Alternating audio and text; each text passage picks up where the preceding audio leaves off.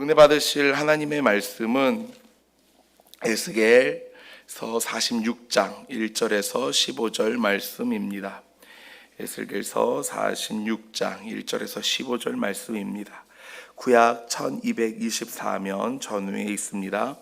에스겔 46장 1절에서 15절 말씀을 함께 합독하겠습니다. 주 여호와께서 이같이 말씀하셨느니라.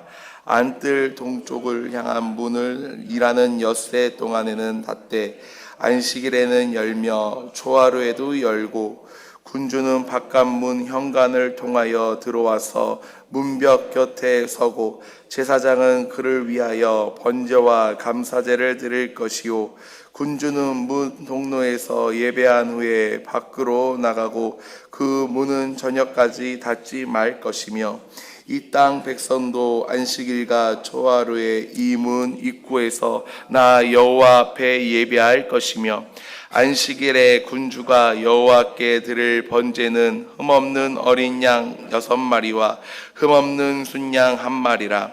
그 소재는 순양 하나에는 밀가루 1에바요 모든 어린 양에는 그 한 대로 할 것이며 밀가루 1에바에는 기름 1흰씩이니 초하루에는 흠없는 숫송아지 1마리와 어린 양 6마리와 순양 1마리를 드리되 모두 흠없는 것으로 할 것이며 또 소재를 준비하되 숫송아지는 밀가루 1에바요 순양에도 밀가루 1에바며 모든 어린 양에는 그 힘대로 할 것이요 밀가루 1에바에는 기름 1흰씩이며 군주가 올 때에는 이 문 현관을 통하여 들어오고 나갈 때에도 그리할지니라.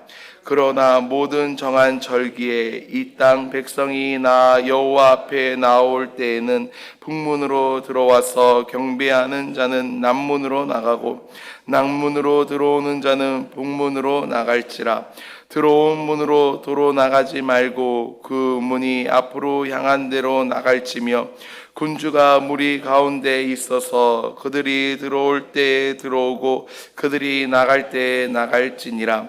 명절과 성회 때 그 소재는 숫송아지 1마리에 밀가루 1에바요 순양 1마리에도 1에바요 모든 어린 양에는 그 힘대로 할 것이며 밀가루 1에바에는 기름 1흰씩이며 만일 군주가 번제를 준비하거나 혹은 자원하여 감사제를 준비하여 나 여호와께 드릴 때에는 그를 위하여 동문을 향한 문을 열고 그가 번제와 감사제를 안식일에 드림같이 드리고 밖으로 나갈지며 나간 후에 문을 닫을지니라. 아침마다 1년 되고 흠없는 어린 양 1마리를 번제로 갖추어 나 여호와께 드리고 또 아침마다 그것과 함께 드릴 소재를 갖추되 곧 밀가루 6분의 1 에바와 기름 3분의 1 흰을 섞을 것이니 이는 영원한 규례로 삼아 항상 나 여호와께 드릴 소재라. 이같이 아침마다 그 어린 양과 밀가루와 기름을 준비하여 항상 드리는 번제물로 삼을지니라. 아멘. 할렐루야. 이 시간 하나님이 기뻐하시는 예배자의 삶이라는 제목으로 말씀 나누도록 하겠습니다. 오늘 본문에서 하나님은 새로운 성전에서 드려질 예배 규례에 대해 말씀하십니다. 안식일과 초하루의 예배 그리고 매일 드려질 제사까지 자세히 말씀하시고 계십니다. 이 규례들은 하나님이 원하시는 예배의 모습을 보여주고 있습니다. 형식에 담긴 하나님의 뜻을 발견하는 것은 오늘날 우리에게도 매우 중요합니다. 이 시간 하나님이 기뻐하는 예배의 모습을 우리는 어떻게 따라야 할 것인지 3가지로 나눠보려고 합니다.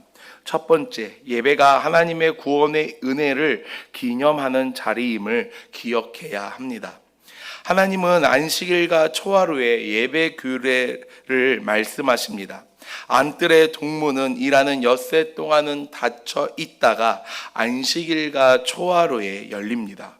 왕은 바깥문 통로를 통해 들어와 문기둥 곁에서 제사장은 안뜰에서 백성들은 바깥뜰에서 예배합니다. 이들은 각자의 자리에서 함께 예배함으로써 예배의 중심이 하나님이심을 드러내고 있습니다. 즉 예배는 자신의 감정이나 필요를 채우는 자리가 아니라 하나님이 행하신 구원을 기념하고 기억하는 자리입니다. 오늘 우리에게도 기억하고 기념하는 자세가 매우 필요합니다. 예배 형식은 지키지만 구원의 은혜를 기억하지 못할 때가 있습니다. 그러나 구원에 대한 기억이 살아있을 때 예배는 형식이 아닌 감사의 고백이 됩니다. 또한 우리가 가장 많이 하는 실수가 예배를 은혜의 수단으로 생각한다는 것입니다. 물론 예배를 통해 우리는 은혜를 받을 수 있습니다. 하지만 예배는 우리의 은혜를 채우는 수단이 아닌 하나님의 구원의 감사를 고백하며 영광 올리는 시간임을 기억해야 합니다. 예배의 주인은 내가 아닙니다. 우리가 아닙니다. 오직 하나님입니다. 하나님이 베푸신 구원의 은혜를 마음 깊이 기억하며 예배하는 인천중앙교회 모든 성도님들이 되시길 주님의 이름으로 축복합니다. 두 번째는 예배는 질서 있게 드려야 합니다. 계속해서 하나님은 절기에 백성이 지켜야 할 규례에 대해 말씀하십니다. 북문으로 들어온 자는 반드시 남문으로 나가야 하고 남문으로 들어온 자는 북문으로 나가야 합니다. 들어온 문으로 되돌아 나오지 말라고 말씀합니다. 또한 왕은 백성 가운데 있어서 그들이 들어올 때 함께 들어오고 나갈 때도 함께 나가라고 말합니다. 왕이 자원제를 드릴 때는 동문을 열고 제사를 마친 후 왕이 나가며 문을 닫아야 합니다. 제사의 처음부터 끝까지 세밀하게 정해진 이 모든 규례는 하나님이 예배의 질서를 얼마나 중요하게 여기시는지를 보여주고 있습니다. 우리는 예배 시간에 늦고 예배에 집중하지 못하고 예배가 끝나기 전에 먼저 나가는 이런 사소한 행동들을 아무렇지도 않게 할 때가 있습니다. 그러나 예배의 질서를 지키는 것 또한 하나님을 경외하는 것입니다. 예배의 질서가 무너질 때 공동체는 흔들립니다. 예배의 모든 자리에서 우리는 하나님의 질서를 존중하며 신실하게 모든 예배를 참석해야 합니다. 사랑하는 성도님들, 예배를 질서 있게 준비하기 위해, 드리기 위해 안내하시는 분들이 많은 수고를 하십니다. 우리는 예배 자리에 나와서 예배당에 왔을 때 어떠한 자리에 앉습니까? 내 자리에 앉습니다. 하지만 예배당에 내 자리는 없습니다. 앞쪽부터 채워주셔서 예배를 드려야 합니다.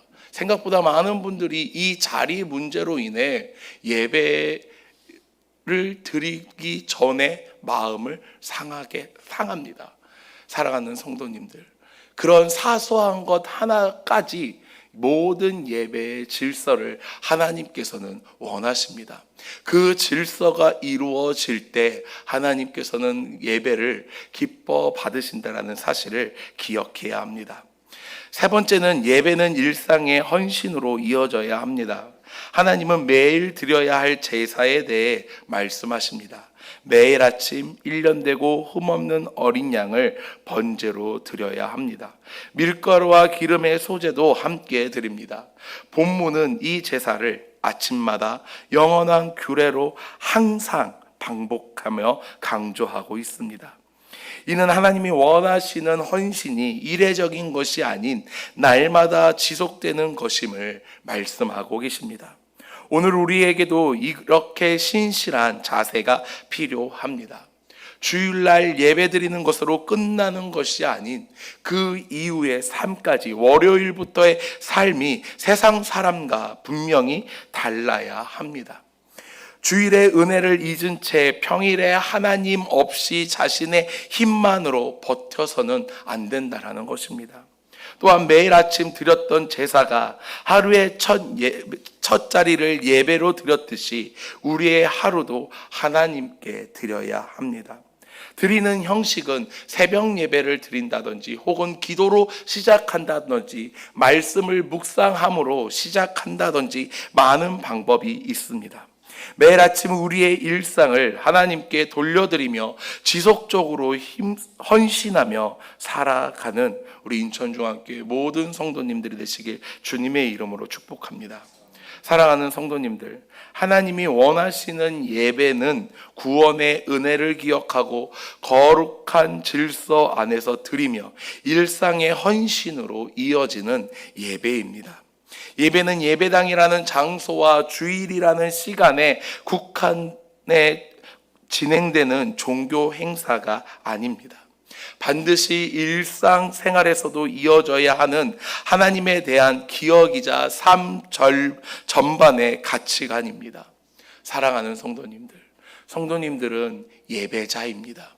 예배자란 주일에 모여 예배하는 자들을 말하는 것이 아닌 삶 전체의 영역에서 늘 하나님과 동행하는 사람을 일컫는 말입니다. 삶 전체 속에서 항상 하나님을 예배하는, 하나님이 찾으시는 예배자가 되시는 우리 인천중앙교회 모든 성도님들이 되시길 주님의 이름으로 축복합니다.